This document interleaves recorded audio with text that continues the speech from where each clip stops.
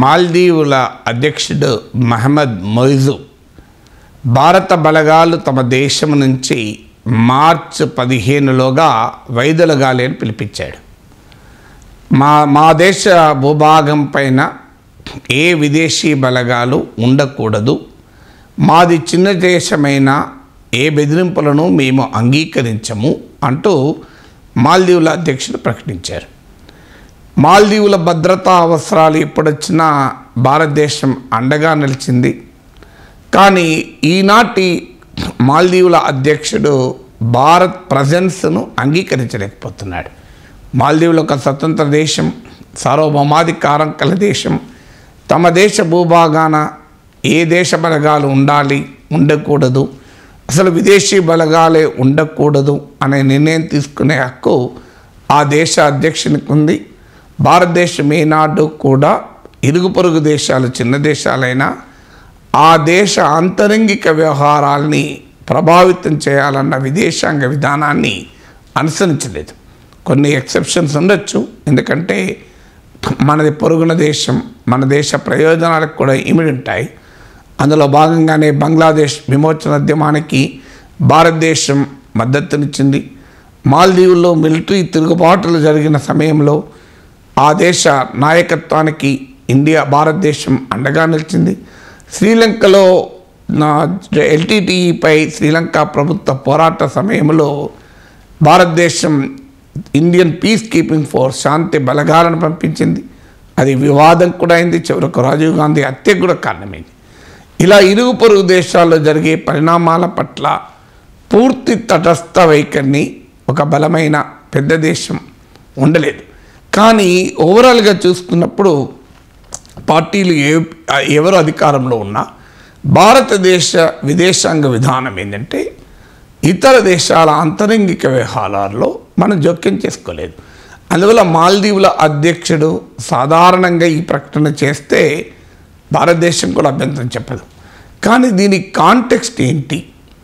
ఈ స్టేట్మెంట్ రావడానికి కాంటెక్స్ట్ భారత మాల్దీవుల సంబంధాలు చాలా దిగజారిన సందర్భంలో ఈ ప్రకటన వచ్చింది. అంటే భారతదేశాన్ని మిత్రదేశంగా కాకుండా భారతదేశాన్ని శత్రుదేశంగా చూసే వైఖరి ప్రస్తుత మాల్దీవుల ప్రభుత్వం అనుసరిస్తున్న నేపథ్యంలో ఈ ప్రకటన వచ్చింది. నేను ఇదివరకు కూడా వీడియోలో చెప్పాను, మాల్దీవులలో ఆనవాయితీ ఏంటంటే ఆ దేశానికి ఎవరు అధ్యక్షుడైనా వారు తొలి విదేశీ పర్యటన మన దేశానికి వస్తారు. కానీ చివరకు 2014లో భారత వ్యతిరేక రాజకీయాలతో అధ్యక్షుడిగా ఎన్నికైన మహమ్మద్ యమీన్ కూడా భారతదేశాన్ని తొలిసారిగా పర్యటనకు ఎంచుకున్నాడు. కానీ ప్రస్తుత అధ్యక్షుడైన మహమ్మద్ మొయిజు ఇండియాకు రాకుండా ఇటీవల చైనాకి వెళ్ళాడు.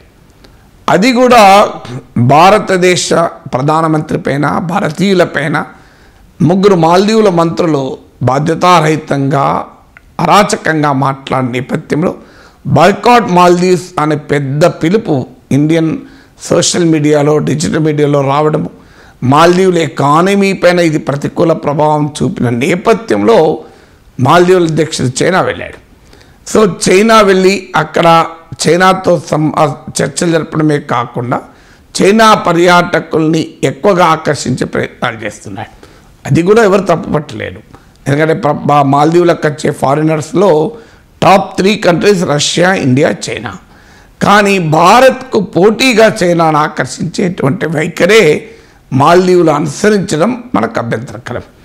అలాగే భారతదేశం ఇండియా అవుట్ అనే ఒక పొలిటికల్ క్యాంపెయిన్ నడిపి ప్రస్తుత ప్రెసిడెంట్ అధ్యక్షుడిగా అయ్యాడు. మాల్దీవుల్లో ఇస్లామిక్ అతివాదులు కూడా బలపడుతున్న సమయం ఇది.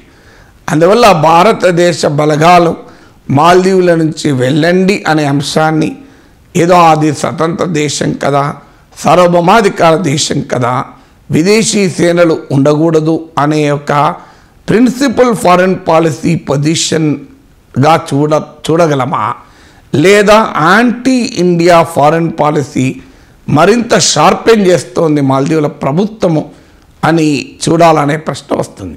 అందువల్ల ఈ నేపథ్యాన్ని కాంటెక్స్ట్ని చూస్తే మాల్దీవ్ గవర్నమెంట్ మరింత యాంటీ ఇండియా పొజిషన్ తీసుకుంటుందనేది అర్థమవుతుంది.